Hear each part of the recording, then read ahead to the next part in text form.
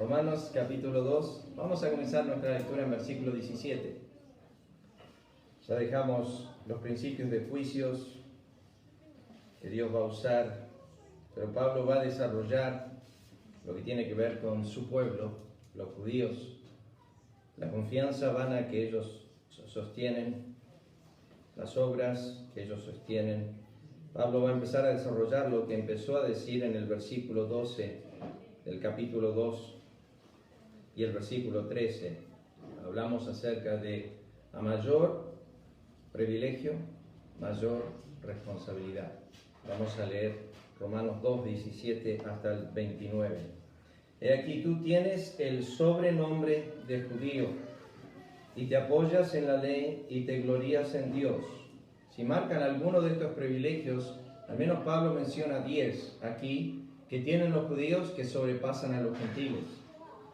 Dice el versículo 17, menciona 3. Sobrenombre de judío, te apoyas en la ley, te glorías en Dios. Conoces su voluntad, 4. E instruido por la ley apruebas lo mejor, 5. Confías en que eres guía de los ciegos, 6. Luz de los que están en tinieblas, 7. Instructor de los indoctos, 8. Maestro de niños, 9. Que tienes en la ley la forma de la ciencia y la verdad, 10. 10 privilegios que superan a los gentiles y que uno pensaría que con todas estas cosas que menciona Pablo, estas personas sin duda tienen el cielo ganado o adquirido o poseído, por así decirlo. Continúa Pablo desarrollando. Versículo 21. ¿Tú pues qué enseñas a otro? ¿No te enseñas a ti mismo? Tú que predicas que no se ha de hurtar, ¿hurtas?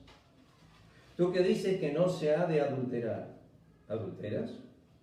Tú que abominas a los ídolos, ¿cometes sacrilegio? Tú que te jactas de la ley, con infracción de la ley, ¿deshonras a Dios? Porque como está escrito, el nombre de Dios es blasfemado entre los gentiles por causa de vosotros. Pues en verdad la circuncisión aprovecha, esto es un término para ser judío, si guardas la ley. Pero si eres transgresor de la ley, tu circuncisión viene a ser incircuncisión. En lo que es la circuncisión, era una marca de que era pueblo separado para Dios, y esto lo hacían al 8º día cuando nacía el niño.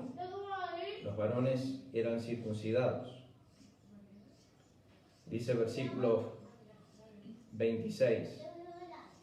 Si pues el incircunciso guardare las ordenanzas de la ley, ¿no será tenida su incircuncisión como circuncisión? El que físicamente es incircunciso, esos son los gentiles, pero guarda perfectamente la ley, es una imposibilidad, pero Pablo está dando acá un caso hipotético. Te condenará a ti, que con la letra de la ley y con la circuncisión eres transgresor de la ley. Pues no es judío el que lo es exteriormente, ni es la circuncisión la que se hace exteriormente en la carne, sino que es judío el que lo es en lo interior, y la circuncisión es la del corazón, en espíritu, no letra, la alabanza del cual no viene de los hombres, sino de Dios. Vamos a empezar a desarrollar. Quiero ser consciente de la hora, así que téngame un momento de paciencia aquí. Ver qué hora es. Dice el versículo 17, bueno, habíamos desarrollado, Pablo viene desarrollando los principios del juicio. ¿Por qué decimos eso? Porque si van al capítulo 3 de Romanos un momento, capítulo 3, versículo 9, cuando Pablo viene cerrando el tema de la acusación, dice que pues somos nosotros mejores que ellos. Cuando dice somos nosotros, él se incluye como judío. En ninguna manera, pues ya hemos acusado a judíos y a gentiles que todos están bajo pecado. O sea que Pablo desarrolla en el capítulo 1 la acusación a los gentiles. El capítulo 2, la acusación a los judíos. Y entonces ahí donde entra el pasaje ese tan famoso de Romanos 3:23. Por cuanto todos pecaron y están destituidos de la gloria de Dios. El tema es si eres consciente de eso. Si eres consciente que que primeramente eres un pecador, pero bíblicamente, que no hay que forzarte a tratar de encontrar en algún aspecto algo de tu pecado, por así decir. No, puede ser que haya cometido algo que esté mal. No, cuando uno entra a Cristo y cuando uno conoce a Cristo, el problema se magnifica. O sea, ahí empezamos a ver por la gracia de Dios cuán pecadores somos. Es diferente. Ya las alarmas están puestas, pero recién empezamos, así que... Entonces aquí en Romanos, el capítulo 2, Pablo, quiero volver atrás un segundo al versículo 13, para comenzar a desarrollar los privilegios que conforme a Cristo, en Lucas 12, versículo 48, dijo: al que mucho le es dado, mucho se le demandará. Al que mucho le es dado, mucho se le demandará. A mí me causa terror, y hablo de esta pequeña congregación, que haya algunos de nosotros sentados aquí, escuchando la verdad, y que vamos, un año más tarde, no solo negarla, sino ser participantes del juicio final de Dios y ser castigados eternamente. Y que se nos diga de toda nuestra vida que estuvimos sin Cristo, sin Dios y sin esperanza. Si le pasó a los judíos, con todos los privilegios, nos puede pasar a nosotros. El gran temor de mi alma ha sido siempre 2 de Pedro capítulo 2. Lo leo muy a menudo. Y le digo de qué se trata. Se trata de los falsos maestros. Se trata de los falsos profetas. Pablo en 2 Corintios 11 habla de los falsos apóstoles. Podemos incluir ahí los falsos pastores, los que Jeremías capítulo 23 habla, los que habla Ezequiel 34. Pastores que no se preocupan por rebaño, no importa, no le interesa. ¿Y cómo se manifiesta esa falsedad? Si uno lee lo que dice 2 de Timoteo capítulo 3, hace una descripción de, parece ser gente genuina. Solamente quiero que oigan, no quiero que vayan ahí, pero quiero que oigan.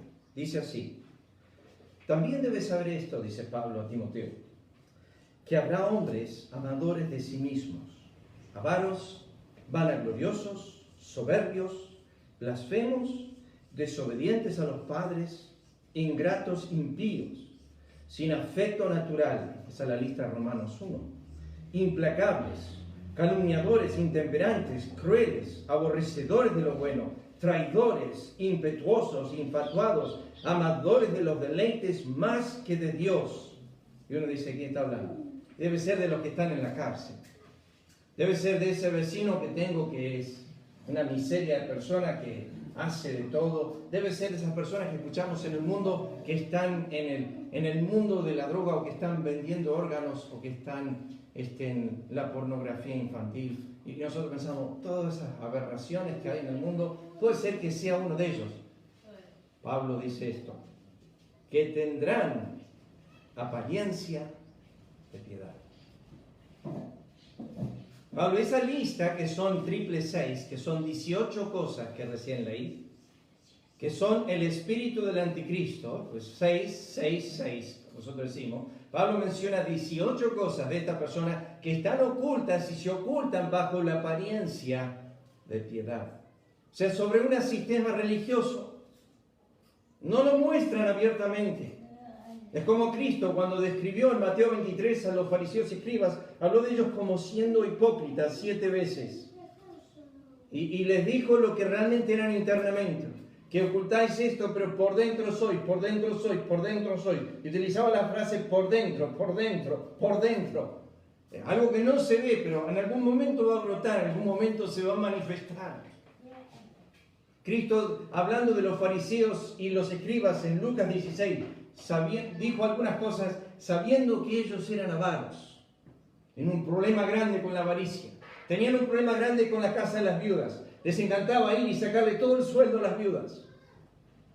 Esa es la clase de personas que eran los fariseos y escribas. Pero todo lo ocultaban detrás de una apariencia de piedad. Hacían largas oraciones, anunciaban cuando iban a dar, anunciaban cuando iban a orar, anunciaban cuando iban a ayunar. Y uno los miraba a ellos y iban al templo y no agachaban la cabeza cuando oraban, sino más bien la levantaban al cielo, no como el publicano que golpeaba su pecho y él no se atrevía a levantar la cabeza.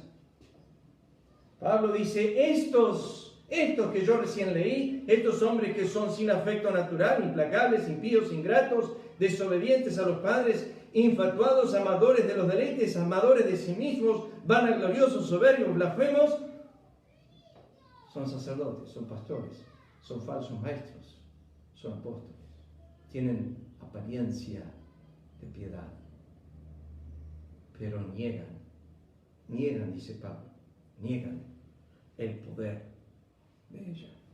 Son mentirosos, en pocas palabras, son mentirosos. Vuelvan ahí a Romanos, el capítulo 2.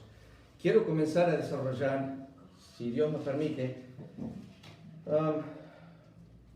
los primeros 3 del versículo 17. Lo que Pablo desarrolla acá es la falsa seguridad que estos judíos tienen. O sea, lo que ellos confían. Ahora, seguramente esto va a, en algún momento, llegar a tu corazón si hay una falsa confianza. Y es mejor arreglar la situación ahora que vivir toda nuestra vida en una falsa confianza, en una falsa esperanza, y pensar que lo que estoy confiando es correcto y verdadero. No quiero herir a nadie esta mañana, ojalá me entiendan eso, pero yo por años fui un predicador equivocado. Yo, cuando era joven y ministraba con mi padre en Monte Grande, en Argentina, yo hacía énfasis sobre las almas que ellos tenían que decidir y tomar una decisión por Cristo. Yo creía profundamente en lo que llamamos nosotros hoy la doctrina del decisionismo. Y yo iba a visitar a personas con un pastor amigo, que ahora es pastor, pero era mi amigo en ese entonces, que se llamaba Ricardo. E íbamos juntos a los hospitales, íbamos casa por casa, y era una insistencia con visitar gente y repartir literatura.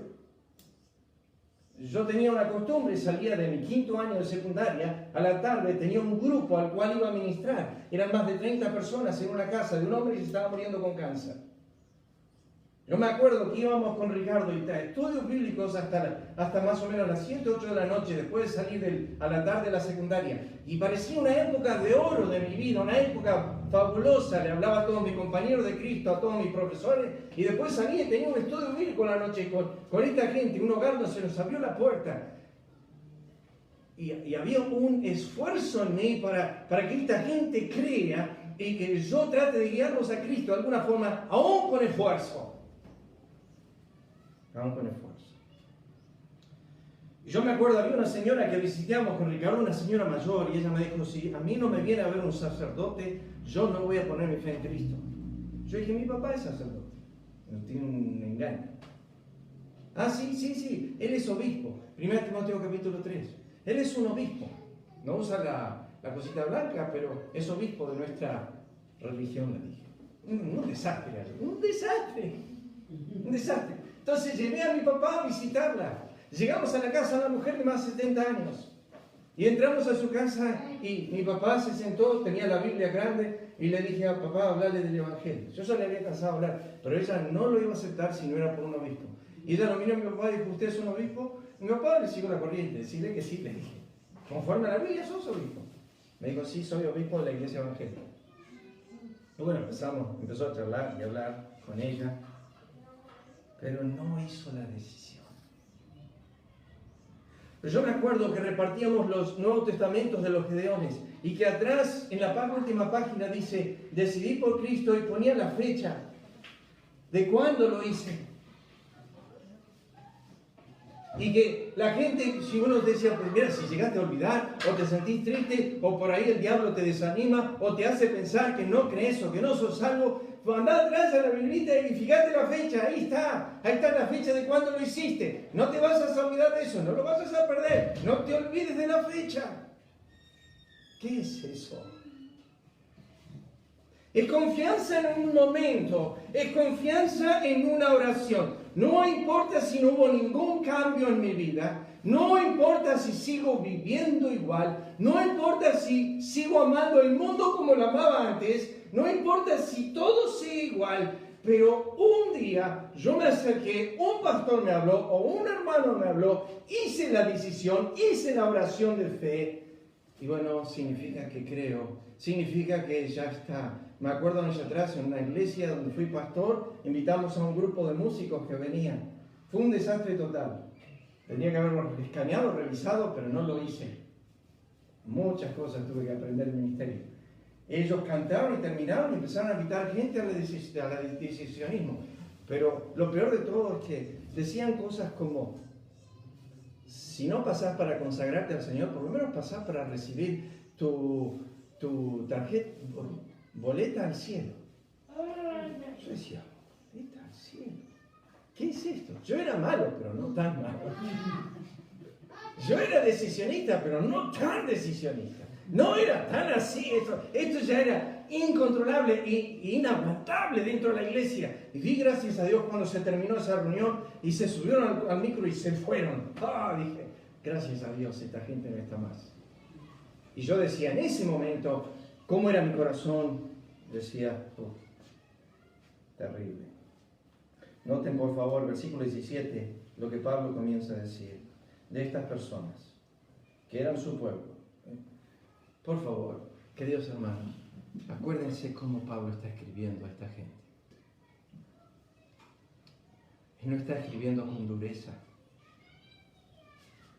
Cuando hablamos desde nuestros corazones, quiero que sepan qué clase de corazón estaba escribiendo estas palabras. Vayan, antes de leer esto, vayan a Romanos 9. Romanos 9.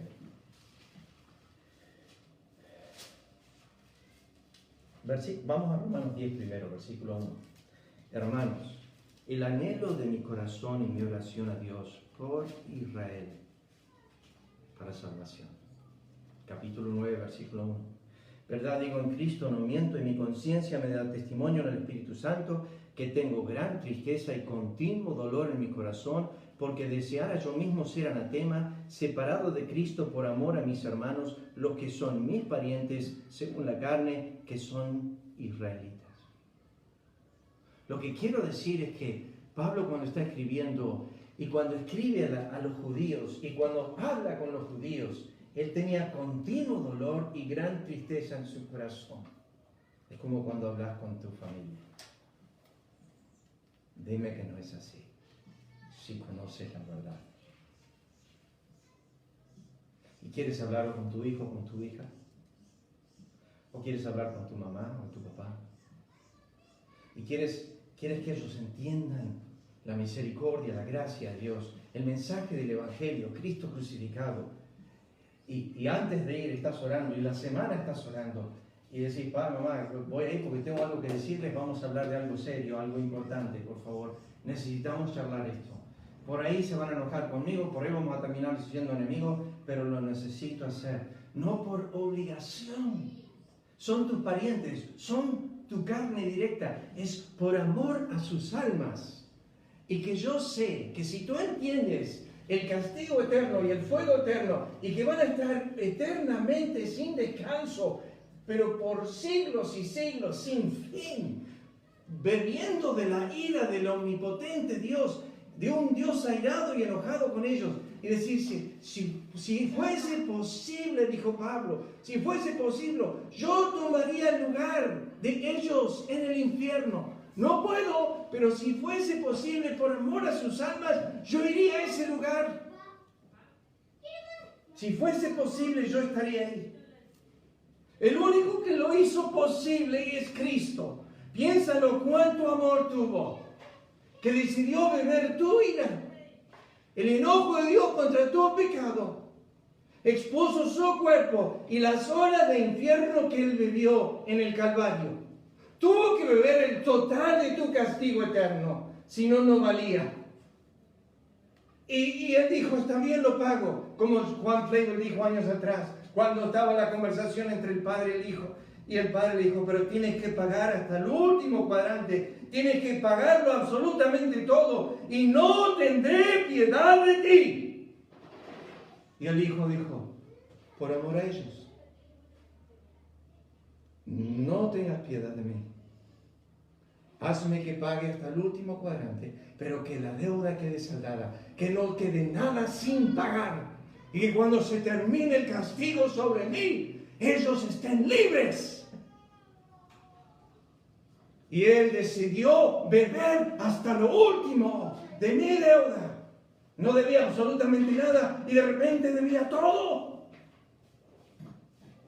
Él sí lo pudo hacer. Pero Pablo dijo, oh, yo quisiera ser maldito por causa de Cristo, con tal que ellos sean rescatados del infierno, sean sacados de este lugar. Por eso cuando empiezan, no piensen que Pablo está siendo duro, está siendo orgulloso, está tratando de ser altivo, de decir, ustedes adoran lo que no saben, nosotros adoramos lo que sabemos. No hay nada de eso en Pablo. Hay una tristeza continua en su alma. No lo harías tú tampoco. No vas a la casa de tus padres a menospreciarlos porque no creen. Tú vas a la casa y lloras porque no creen. Tú lloras por tu familia que no cree. Hay veces que no me aguanto las mañanas. Y gracias a Dios por eso. Cuando estoy caminando, doy vuelta, oro por Bregado el 9 de julio, oro por sus hogares. Y pensando en las peticiones del domingo y estoy orando. Y hay veces que no aguanto y la gente me debe mirar como un talón estúpido. Pero voy y mi cabeza está moviendo y estoy lleno de lágrimas. Y no sé qué decir a mi Dios ya. No sé cómo decir, intercediendo por mi familia, por mis hijos, que ninguno sea participante de ese horrendo juicio de Dios. Por eso cuando leemos, fíjense, capítulo 2, versículo 17, dice, he aquí tú tienes sobrenombre de judío. ¿Qué es esto? Tú tienes el sobrenombre de judío. Esto era, por así decir, la chapa que sacaba todo judío. Había 3 nombres marcados en Israel. Uno era hebreo, otro es israelita y otro es judío. Ahora escuchen. Judío representaba la nacionalidad. Israel representaba la tierra de su posesión. Y hebreo representaba a los judíos que hablaban la lengua hebrea y no eran judíos griegos. Escuchen bien, cuando la Biblia dice tú tienes el sobrenombre de judío, he aquí ellos mismos se llamaban. Siempre presentaban esta defensa. Por ejemplo, vayan en sus Biblias a Mateo capítulo 3, un momento. Mateo capítulo 3, quiero que noten esto. Mateo capítulo 3. Yo quiero darles el significado de judío, porque es importantísimo en todo el contexto de 2:17 al 29 que entendamos. Y quiero decirles esto, que desde el versículo 17 al 29, la palabra principal mencionada es la ley. Se repite 11 veces. Se repite 11 veces. Cuando en tan pocos versículos una palabra se menciona tantas veces, es porque ese es el tema, la ley. Pero vamos a desarrollarlo. Pero fíjense capítulo 3. Aquí está Juan el Bautista hablando. Dice el versículo 7. Al ver que muchos de los fariseos y los saduceos venían a su bautismo, les decía, buena gente religiosa, qué lindo verlos esta mañana. Qué lindo que están tan preocupados por sus almas, que están buscando por todos lados. No, fíjense lo que les dice. Generación de víboras. Imagínense esta mañana traer un predicador especial que se pare acá y nos mira a nosotros y nos diga generación de víboras. ¿Qué hacemos? Lo echamos. Lo sacamos corriendo. Primero, ninguna de nuestras iglesias tendría a Juan el Bautista como pastor. ¿Saben por qué? Porque desde su nacimiento hasta su muerte nunca hizo una cosa. ¿Qué? Nunca se cortó el pelo. Estaba bajo el voto del Nazareo. Eso por un lado. Por otro lado, la vestimenta de él no era la mejor. Cristo, y saliste a ver a un hombre bien vestido, es un desastre. Y comía langostas y miel. Imagínense con la barba que tenía, langostas y miel por toda la barba. Yo me lo imagino a Juan, un personaje. Pero de los nacidos mujer, dijo Cristo, no hay mayor que Juan. Tener ese hombre en el púlpito porque él no iba a Jerusalén. Jerusalén venía a él. Era tan buen predicador que cuando se oía dónde él estaba, toda Judea y Jerusalén iban a escucharlo. Y el ministerio de Juan era de conversión nada más. No hizo ningún milagro nunca. No, la gente no fue a él para que sea sanada. La gente iba a él para oírlo. Y al oírlo eran convencidos en sus corazones que necesitaban arrepentirse. ¿Qué sensibilidad tenía Juan? Que nunca vivió en el mundo de Jerusalén, sino escondido en un desierto. Y cuando sale el primer tema en su boca es: arrepiéntanse. ¿Cómo sabía eso? Lo sabía no porque vivió con el conocimiento del mundo de Israel, sino porque estuvo delante de Dios, y estando delante de Dios, Dios le dijo: esa nación se tiene que arrepentir. Y Juan el Bautista vivía en el desierto escondido en Dios, y cuando sale tiene un mensaje de arrepentimiento para la nación. Era re sensible al pecado. Era tremendo, pero fíjense lo que dice versículo 7 ahí. ¿Quién nos enseñó a huir de la ira venidera? Yo si hubiese estado pensando, esta gente me viene a escuchar, no los trataría así. Jesús miró al joven rico que le vino a pedir, le dijo: Maestro bueno, ¿qué debo hacer yo para heredar la vida eterna? ¿Qué hizo Jesús con él? Jesús agarró al joven rico y le dijo: guarda la ley. Sabemos que eso está mal. No le dijo lo correcto: guarda la ley. El joven rico dijo: ¿qué debo hacer yo? No, es que contestó correctamente. El joven rico le dijo: ¿qué debo hacer yo para ser salvo? Bueno, lo que debes hacer vos para ser salvo es guardar la ley. El joven rico le dijo: ¿cuáles? Jesús le mencionó los últimos 6, los que tienen que ver con el hombre. Dejó los 4 de arriba, que tienen que ver con Dios, para último. Y le dice: guarda los mandamientos. ¿Cuál? No matarás, no fornicarás, no dirás falso testimonio, no codiciarás. Bueno, el joven rico miró a Jesús y dijo: todos los he guardado en mi juventud. ¿Qué cosa me falta? Jesús dijo: una sola. Una sola. ¡Wow! Dijo el joven rico. Dale, cántamela. Dice: vende todo lo que tienes, que ese es tu Dios, tu dinero, y no tendrás dioses ajenos delante de mí. Vende todo lo que tienes, dáselo a los pobres y sígueme, a ver si yo soy tu Dios y no el dinero. Joven rico: no, el dinero es mi Dios. Y se fue triste porque tenía muchas riquezas. Tú y yo sabemos que de este mundo nada trajimos y nada podremos sacar. Tú y yo lo sabemos. No podemos llevar nada con nosotros. Vivimos para lo que se pierde y no para lo que se gana eternamente, lamentablemente. Pero fíjense lo que dice el versículo 8 y 9. Haced pues frutos dignos de arrepentimiento. No penséis decir en vosotros mismos a Abraham. Mencionan una persona acá: tenemos por padre. Porque yo os digo que Dios puede levantar hijos a Abraham aún de estas piedras. ¿Qué dijo Juan? Ustedes están confiando en una persona, y esa persona es su descendencia, y esa descendencia nos hace a ustedes de una nación, y ese nombre lleva el nombre del judío. Y ustedes dicen: a Abraham tenemos por padre.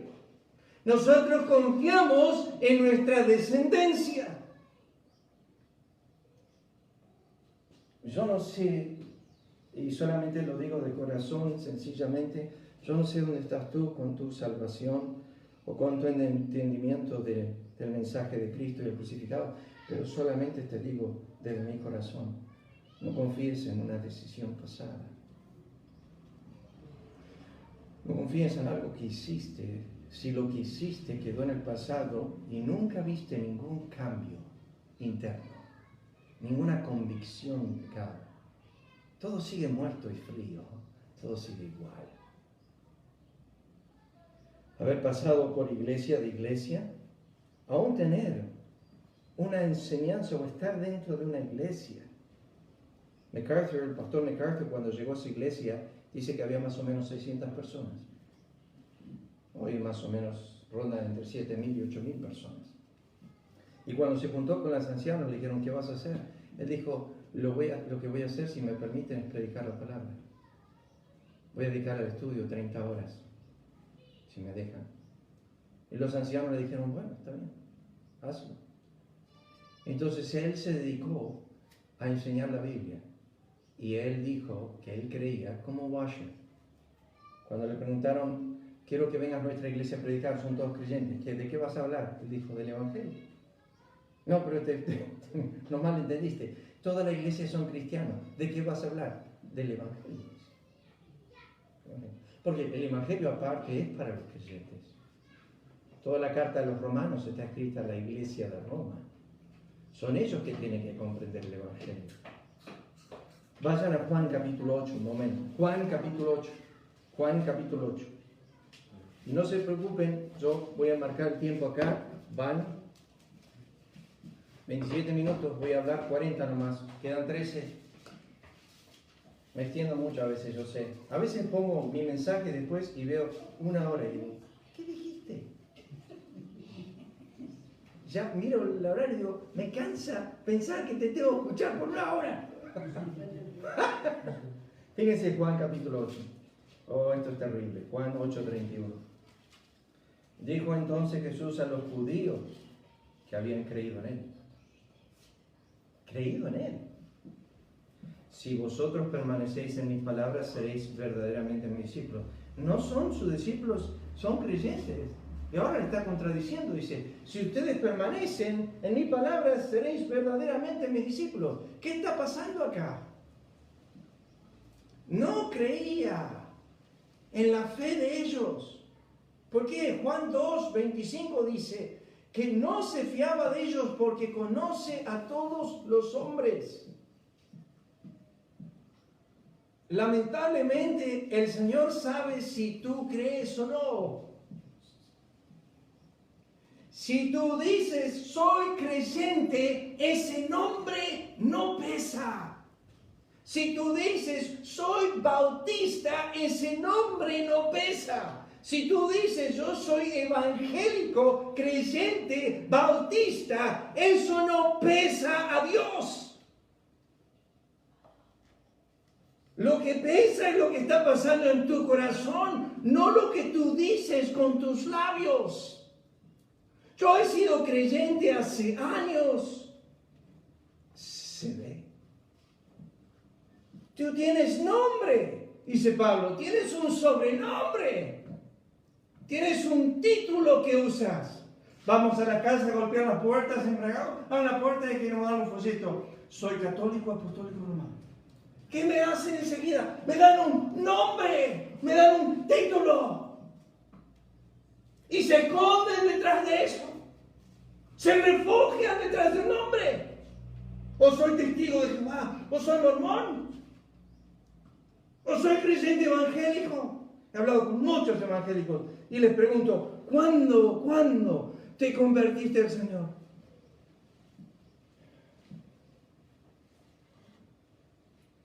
Bueno, lo que pasó es que yo tenía un dolor acá. Y fui a la iglesia y me sané.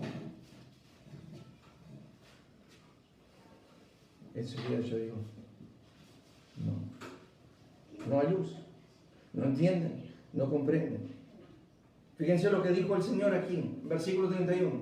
Jesús dijo a los judíos que habían creído en él, conoceréis la verdad y la verdad os hará libres. Versículo 22. Le respondieron, linaje de Abraham somos, y jamás hemos sido esclavos de nadie. ¿Cómo tú dices, seré libre? Se empezó a despertar un enojo en el corazón de ellos.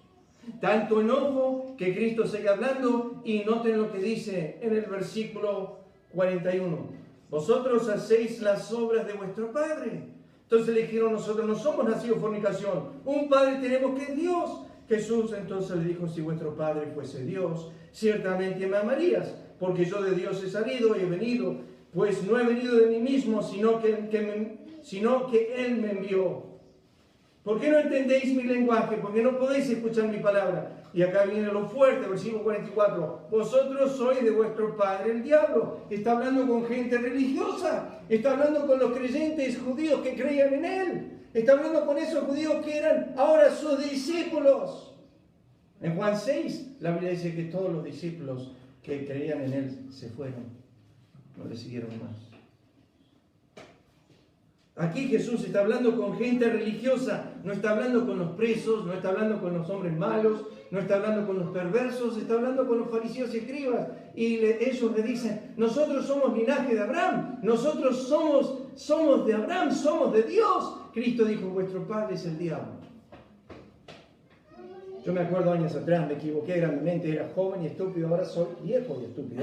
Pero años atrás era joven y estúpido. Estaba en una plaza hablando con un hombre mayor. Y ¿saben qué hice? Le di un folleto, me senté al lado de él y como un tarado le dije, usted es del diablo. Yo sé que era del diablo, pero no era la forma. Me cerró los oídos, no me quiso escuchar más. Yo fui aprendiendo que esa no era la manera. Cuando Cristo habla de estas cosas duras, está hablando con hombres que resisten.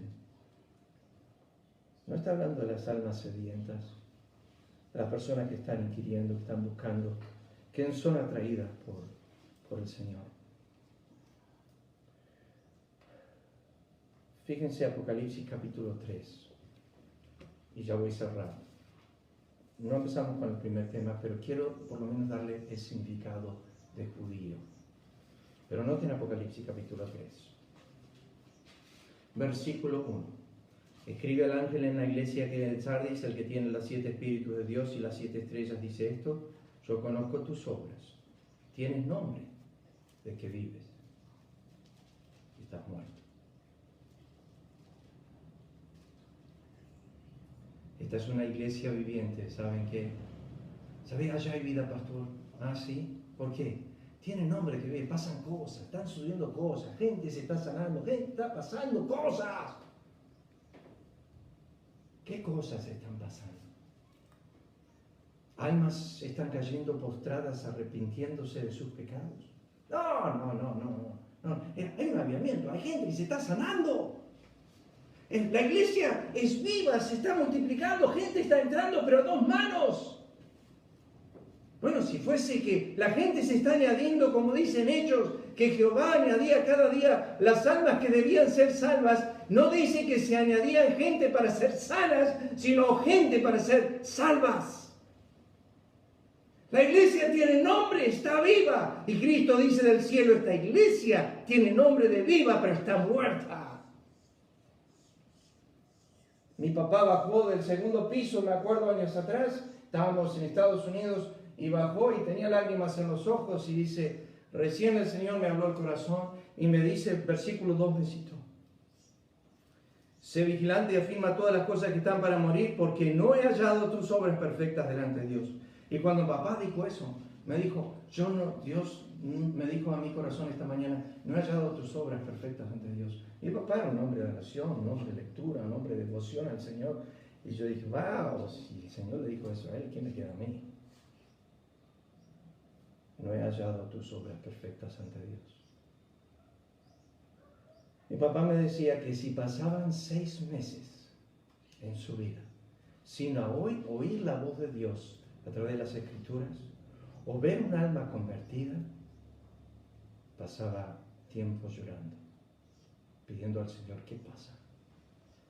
Que nadie se convierte. El misionero John Hyde en India empezó a orar por un alma por día. Al final oraba por 4 almas por día. Moody tenía en su agenda de siempre hablar con alguien de Cristo, Y una noche se acostó en la cama y se acordó que no había hablado con nadie. Eran las 12 de la noche y estaba lloviendo afuera. Se levantó, bajó las escaleras, abrió la puerta, vio un hombre con paraguas que estaba cruzando la calle. Moody corrió hacia el paraguas, se metió abajo y le dijo, ¿has oído de Cristo? Y el hombre dijo, me he estado preguntando eso todo el día.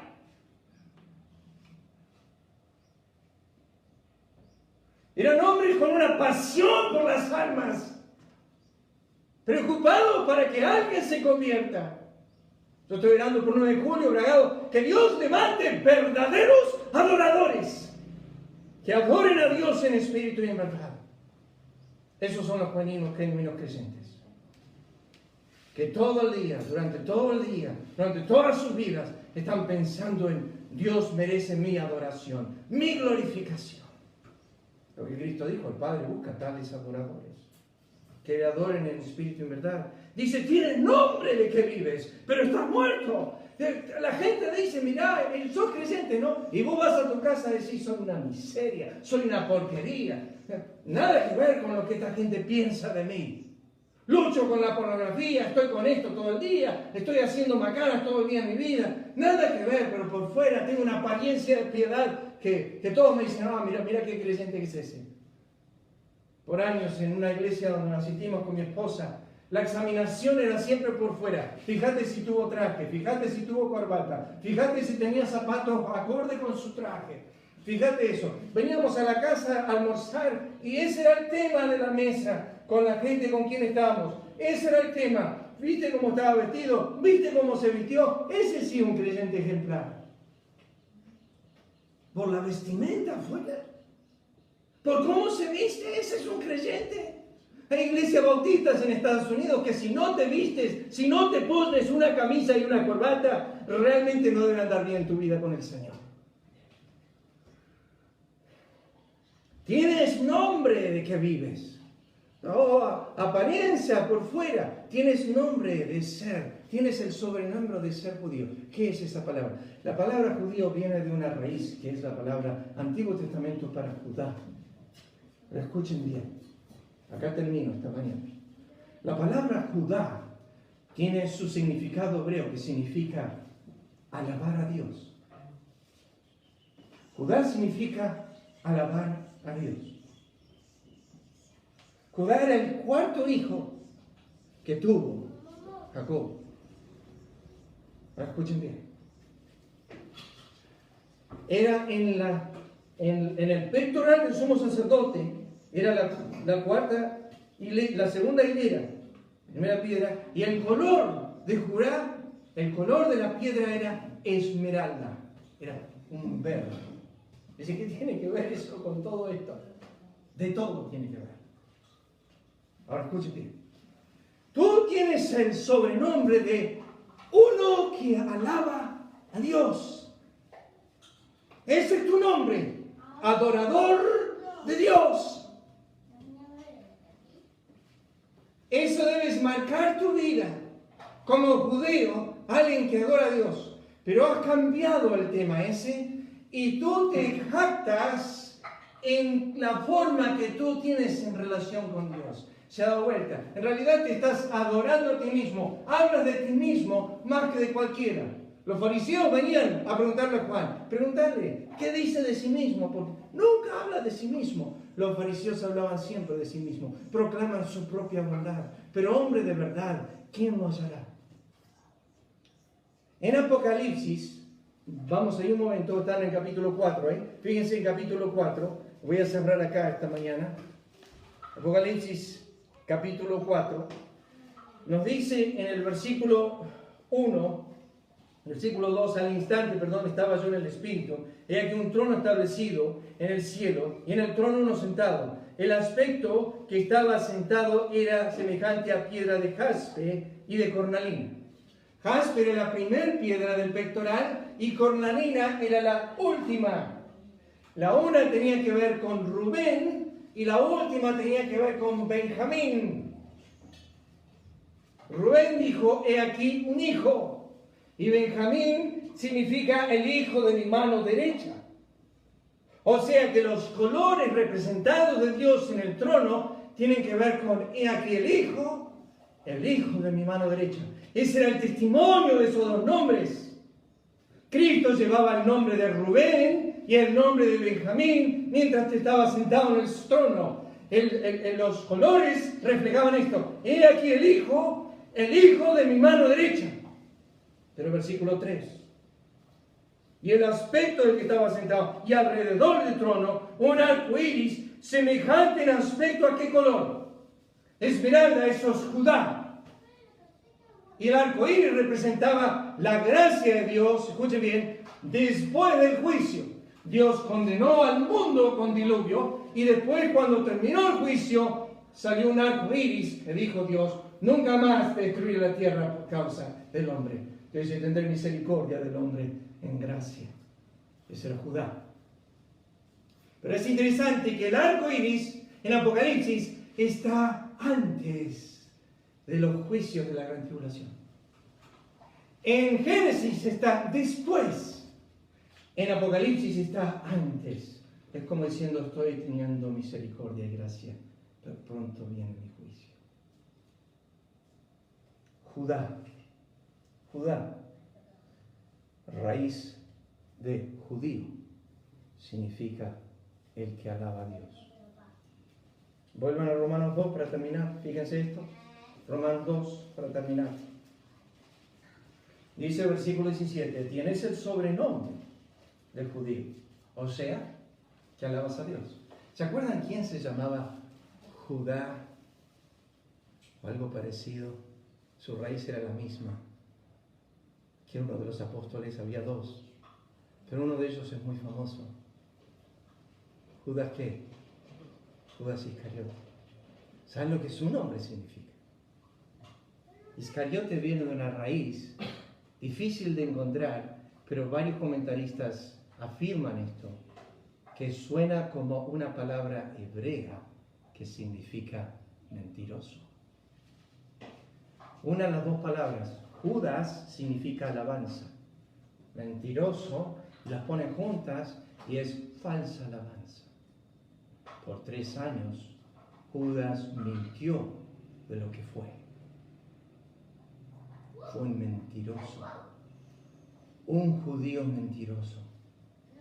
En Apocalipsis 2:9 y 3:9 dice, tienes ahí a los que dicen ser judíos y no lo son, sino que son sinagoga, y va muy extremo, Juan, de Satanás. Son templo del diablo, pero se llaman judíos. Se llaman judíos, pero son templo del diablo. Tienen apariencia de que alaban a Dios, pero en realidad adoran al diablo. Y son judíos, que dicen ser judíos, no lo son, sino sinagoga del diablo, templo del diablo mismo. Y Romanos, fíjense cómo termina, versículo 29. Sino que es judío el que lo es en lo interior, la circuncisión es del corazón, en espíritu, no en letra, la alabanza del cual no viene de los hombres, sino de Dios. Escuchen cómo empieza. Empieza, tienes el nombre de que alabas a Dios, pero en realidad la verdadera alabanza es la que Dios da al que es judío en el corazón. O sea, Dios no es engañado por la falsa alabanza, por el nombre que tienes. Soy cristiano evangélico, soy en la iglesia y adoro. ¿Saben las cosas que me han preocupado a mí a través de los años? No puedo mencionar el nombre porque mi querida iglesia de Seiza también está escuchando este mensaje ahora. Pero déjenme decirles algo para terminar. En la congregación miraba los rostros muchas veces en el tiempo de alabanza. Y ustedes saben que a mí me gusta cantar. Me gusta ocupar tiempo en la alabanza. Me gusta que dediquemos, hasta si hay un espíritu de alabanza, sigamos alabando. Bueno, yo miraba a veces cuando estaba dirigiendo el culto. Y había varios que nunca abrían su boca, nunca cantaban. Yo decía, qué raro. Qué raro, Salmo 107 dice, díganos los redimidos de Jehová, alaben a Jehová, Alabad a Jehová porque Él es bueno. Díganlo. Yo sé que alabanza no es cantar. Yo lo sé a eso. Ni adorar significa la alabanza. Pero es parte. Hay una parte en nuestra alabanza que tiene que ver con nuestro canto. Cristo se va a gozar con su iglesia y cuando esté en el trono va a haber un solo en el cielo. Lo va a cantar Él. No sé qué va a cantar, pero seguramente va a ser un canto, un canto de amor hacia su Padre, de su amor a la iglesia. Va a estar toda la iglesia ahí presente y se va a parar Él y va a empezar a cantar, alabando a su Padre por su amor a la iglesia. Nos rodeará, dice Sofonías 3:17, de cánticos, de alabanza genuina. Un judío, su nombre significa alabanza. Isaías 43:7, Dios dijo, te hice para mí alabanza. Te hice para mí alabanza. Y ahora tienes el nombre de judío, pero no procede de tu boca alabanza. Porque este pueblo de labios me honra, pero su corazón está lejos de mí. Tienes el nombre nomás, pero no más que eso. Y la apariencia de alabanza, pero no más que eso. Estoy buscando el corazón. ¿Y sabe dónde está? ¿Está pensando en el partido de fútbol? ¿O en la ropa esa que viste que te querés comprar la semana que viene? Y estás en la iglesia, y estás escuchando el mensaje, pero Dios está lejos de tu corazón, lejos. Tienes el nombre de que vives, pero estás muerto. Tienes el nombre de judío, pero no hay verdadera alabanza. La verdadera alabanza, yo fui creado para alabar a Dios. En torno, Él me alaba a mí, pero donde eso se cambia y yo me alabo a mí mismo, hay un problema serio. Cristo le dijo a la iglesia de la Odisea, tú dices no tengo necesidad de nada, pero no sabes que eres un desventurado, miserable, pobre, ciego y desnudo. Pero tú dices que no tienes necesidad de nada. Lo que tú dices de ti mismo no es lo que Él sabe que tú eres. No es lo que los hombres piensan de mí, ni lo que yo pienso de mí, sino de lo que Dios sabe de mí. Esa es la única verdad absoluta. Vamos a orar. Padre, gracias por esta mañana con los hermanos aquí en 9 de julio. Gracias por cada uno que pudo estar y participar. Gracias por este tiempo juntos. Tú sabes que necesito enseñar tu palabra y a veces lo que se debe decir no es fácil de recibir ni fácil de enseñar. Pero te ruego, Dios, que tú puedas bendecir tu palabra en los corazones. Te agradecemos por este tiempo juntos. Guárdanos en la semana. Gracias por cada uno de los hermanos aquí en 9 de julio, por lo que estás haciendo entre nosotros. Seguimos orando que puedas atraer a vecinos, a nuestros parientes según la carne, que podamos preocuparnos por ellos, en orar y hablarles de Cristo de la manera que sea posible. Pedimos, Padre, tu bendición en el nombre de Cristo. Amén.